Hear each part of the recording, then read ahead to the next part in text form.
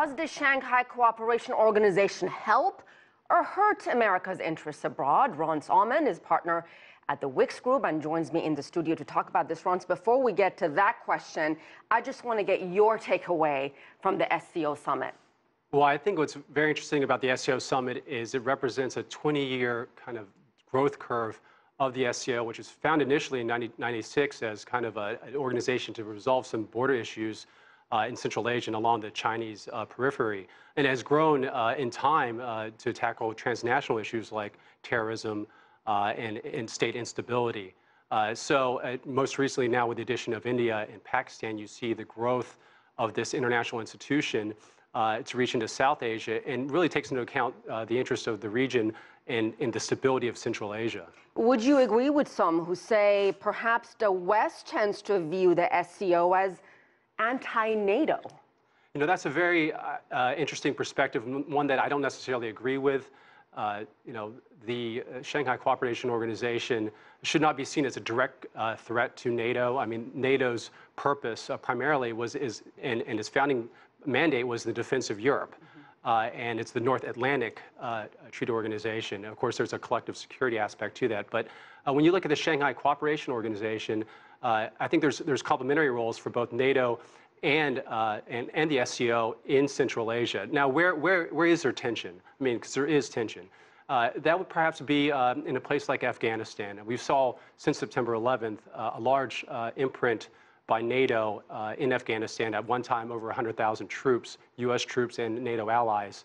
That's been drawn down. There's less than 10,000 U.S. troops now in Afghanistan. But during that period, you saw U.S. and NATO allies using bases in Uzbekistan, Kyrgyzstan, some of the SCO member states. And so the development of the SCO as an alternative organization, security organization, could be part of an indirect competition. And it seems this year, Afghanistan really dominated the discussions. Yes, absolutely. And because Afghanistan, if you think about it, is at the geographic heart of the SCO membership, but also at the heart of some of the issues that the SCO wants to tackle, including terrorism and state instability. India and Pakistan, now members, how significant is it? Very significant.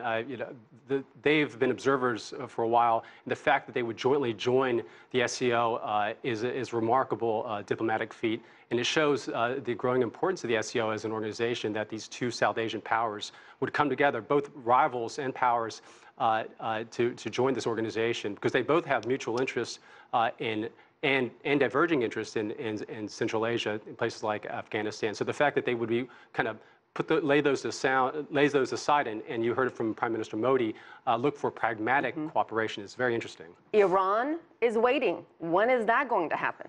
Well, that is a very interesting question. You know, just like with India and Pakistan, Iran arrives to the table with some geopolitical baggage, and so in the past, the reason why Iran hasn't been accorded status is for a number of reasons, but including Western sanctions backed by the United Nations. Now, those, of course, were lifted with the Iran nuclear deal, and that opened the door for potential membership of Iran in the SCO.